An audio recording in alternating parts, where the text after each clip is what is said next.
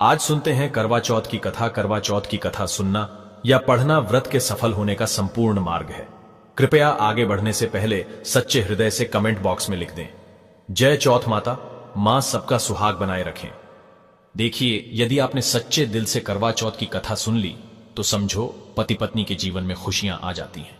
दिन दोगुनी रात चौगुनी पति की तरक्की होती है।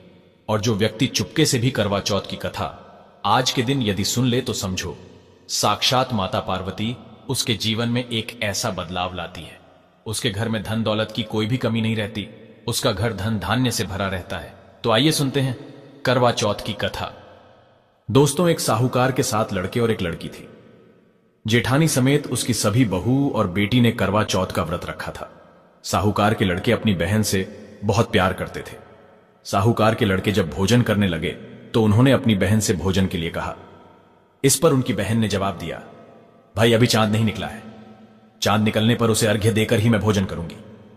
बहन की बात सुनकर भाइयों ने नगर के बाहर जाकर एक पहाड़ी पर अग्नि जला दी और छलनी ले जाकर उसमें से प्रकाश दिखाते हुए अपनी बहन से बोले, बहन चांद निकल आया है, अर्घ्य देकर भोजन कर लो। साहूकार की बेटी ने अपनी भाभियों से कहा, भाभी देखो चांद निकल आया है, आप भी अर्घ्य देकर भोजन कर लो।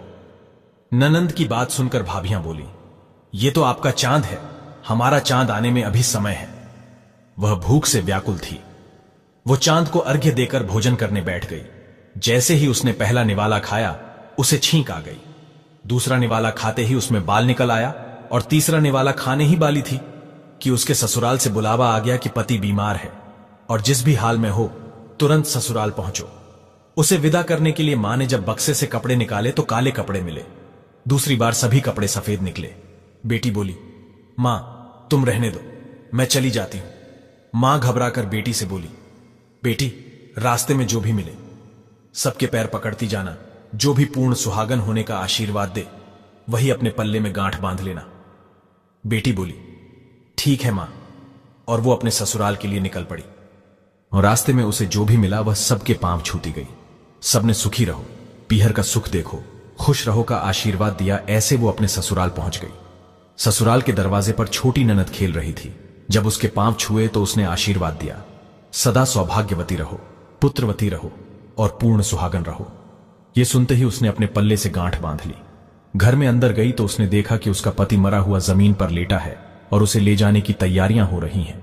वो बहुत रोई, बहुत चिल्लाए। जैसे ही उसे ले जाने लगे वो रोती चिल्लाती बोली, मैं इन्हें ले जाने नहीं दूंगी।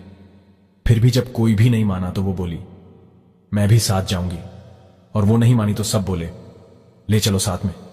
जब पति को जलाने का समय आया तो वो बोली, मैं इन्हें जलाने भी नहीं दूंगी। तो सभी बोले, पहले तो पति को खा गई, अब उसकी मिट्टी भी खराब कर रही है। लेकिन वो नहीं मानी। गांव के और परिवार के सभी बड़े लोगों ने यह निर्णय किया कि इसे यही रहने दो, इसके लिए एक झोपड़ी बनवा दो। वो वहां अपने पति को लेकर रहने लगी। वो पति की साफ सफाई करती और उसके पास बैठी रहती। उसकी छोटी ननद दिन में 2 बार आकर उसे खाना दे जाया करती। हर चौथ का व्रत करती, चांद को अर्घ्य देती और जोत देखती। और चौथ माता आती तो चौथ माता कहती कर बोले, भाइयों की प्यारी बहन कर बोले, घड़ी बुखारी कर बोले तो वो चौथ माता से अपने पति के प्राण मांगती।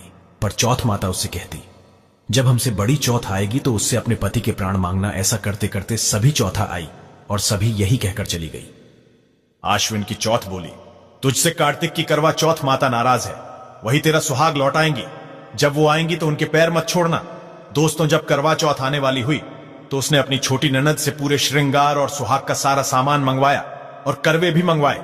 सास ने सोचा, पागल हो गई है, जो मांगती है दे आओ। साहूकार की बेटी ने करवा चौथ का व्रत रखा।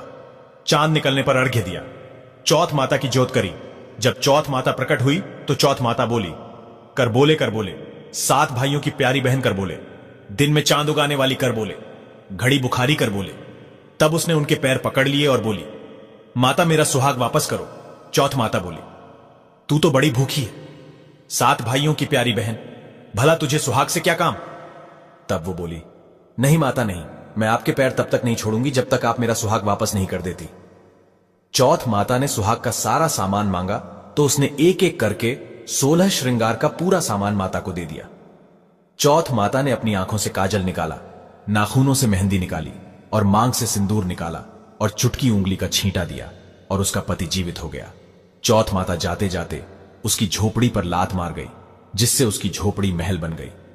जब छोटी ननंद अगले दिन खाना लेकर आई तो उसने देखा कि भाभी की झोपड़ी की जगह महल खड़ा है। वह ननंद को देखते ही दौड़ी दौड़ी उसके पास आई और बोली, देखो बाई साहब का भाई वापस आ गया है, घर जाओ और सासू जी से कहो गाजे बाजे के साथ हमें लेने आए।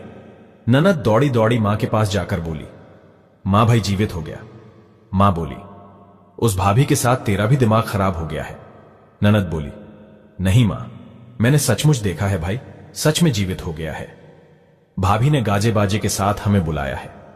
घर वाले गाजे बाजे के साथ अपने बेटे को लेने पहुंचे तो बेटे को जिंदा देखकर सास बहू के पैर छूने लगी और बहू सास के पैर छूने लगी।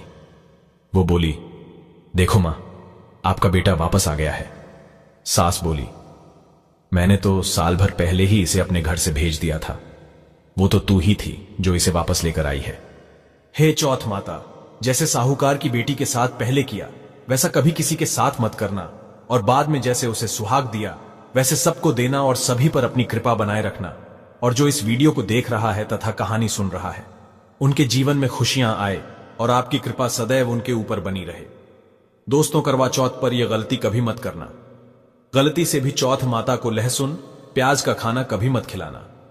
भोग में लहसुन प्याज का खाना जिस घर में करवा चौथ पर बनता है, उस घर में पति की आयु घट जाती है, बच्चों की आयु घट जाती है, करवा चौथ का व्रत खंडित हो जाता है। इसीलिए गलती से भी लहसुन प्याज का खाना माता को अर्पित मत करना। इस दिन मीठे पकवान, कढ़ी, चावल, केले की सब्जी, हलवा, पूरी, गोभी की सब्जी, पनीर की सब्जी आदि बनाना चाहिए। करवा चौथ वाले दिन घर में रोटी नहीं बनना चाहिए, पक्का खाना बनाना चाहिए। पूरी बनाना चाहिए, आटे की रोटियां इस वक्त ना बनाएं। रोटी माता को भोग में ना लगाएं, पूरी बनाएं, सबसे अच्छा और शुभ माना जाता है। इस दिन कढ़ैया चढ़ाना चाहिए, यानी कढ़ाई पर पूरियां, हलवा आदि बनाना चाहिए और माता को भोग लगाना चाहिए। इस दिन गेहूं के आटे की रोटी नहीं बनाई जाती है। दोस्तों, अंत में पूजा समाप्त होने के बाद जो थाली सजाई जाती है, उसमें आप दक्षिणा डालकर अपनी सासू मां को भेंट कर दे और आशीर्वाद ले, उन्हें उपहार अवश्य दे। व्रत संपूर्ण और सफल हो जाता है। दोस्तों, करवा चौथ पर यह एक चीज जरूर खा लेना चाहिए। यदि कोई भी व्यक्ति करवा चौथ पर सीताफल खा लेता है तो उसे माता सीता का आशीर्वाद मिलता है और वह व्यक्ति महाधनी बन जाता है। इस दिन सीताफल खाना बहुत ही शुभ माना जाता है। माना जाता है इस दिन यदि केले की सब्जी घर में बनाई जाए तो बहुत ही शुभ माना जाता है, और इस दिन कड़ी खाना तो बहुत ही शुभ और अत्यंत दुर्लभ और मंगलकारी माना जाता है। कड़ी पीली होने के कारण गुरु ग्रह हमारा इससे मजबूत होता है।